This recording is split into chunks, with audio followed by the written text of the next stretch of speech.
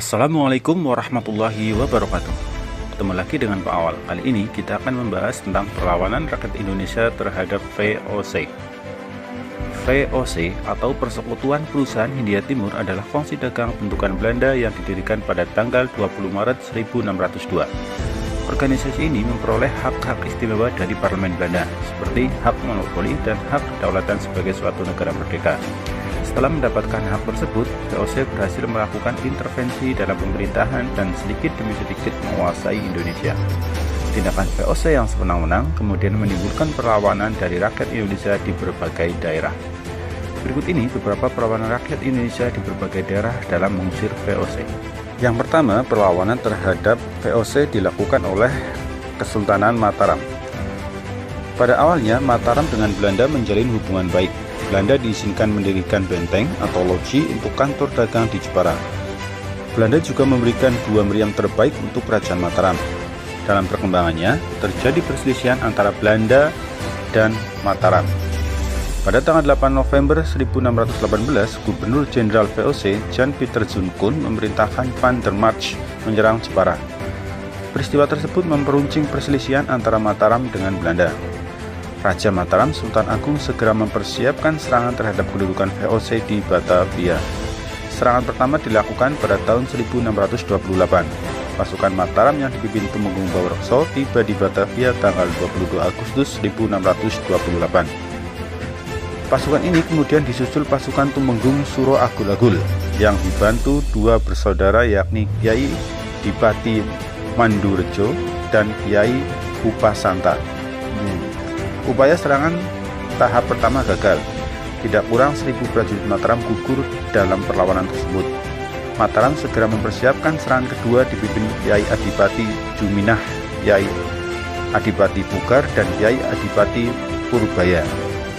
Serangan dimulai tanggal 1 Agustus 1629 dan berakhir 1 Oktober 1629. Serangan kedua ini pun gagal. Selain karena faktor kelemahan serangan pertama, lumbung padi persediaan makanan banyak dihancurkan Belanda.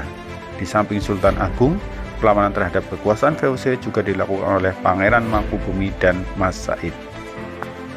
Yang kedua, perlawanan dilakukan oleh Kesultanan Goa. Dalam lalu lintas perdagangan, Goa menjadi bandar antara jalur perdagangan Malaka dan Maluku. Sebelum rempah-rempah dari Maluku dibawa sampai ke Malaka, maka singgah dulu di Goa. Begitu juga sebaliknya. Melihat kedudukan Goa yang begitu penting, maka VOC ingin sekali menguasai bandar di Goa.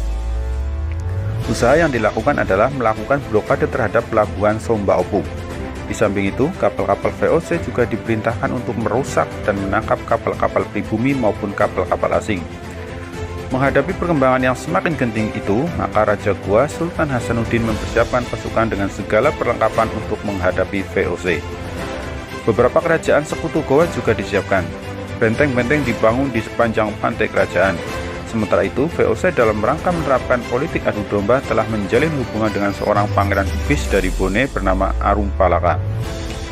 Meletuslah perang antara VOC dengan Goa pada tanggal 7 Juli 1667.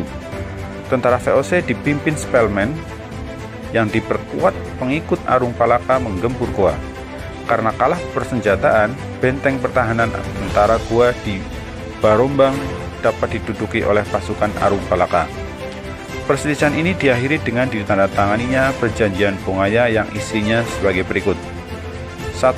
Goa harus mengakui hak monopoli. 2. Semua orang barat kecuali Belanda harus meninggalkan wilayah kekuasaan Goa. 3. Goa harus membayar biaya perang. 4. Di Makassar dibangun benteng-benteng VOC. Selanjutnya, perlawanan rakyat Banten. Perlawanan Banten terhadap VOC terjadi sejak awal Belanda menginjakkan kaki di Banten.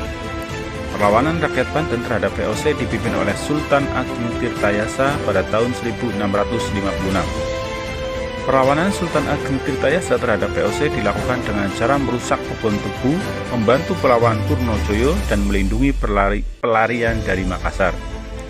Kerajaan Banten juga berhasil menguasai sejumlah kapal VOC dan beberapa pos penting.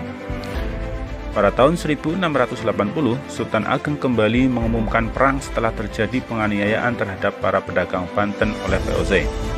Sayangnya, di Banten sedang terjadi perselisihan antara Sultan Ageng dengan putranya yaitu Sultan Haji, sehingga Belanda langsung memanfaatkan momen tersebut. Belanda mendukung Sultan Haji yang lebih mudah dipengaruhi untuk membantu kepentingan VOC. Akhirnya, Sultan Ageng Tirtayasa digulingkan dan diasingkan, sementara Sultan Haji menjadi Raja Banten. Pada tahun 1682, Sultan Haji terpaksa menandatangani perjanjian dengan Belanda yang isinya sebagai berikut. 1. VOC berhak atas monopoli perdagangan. 2.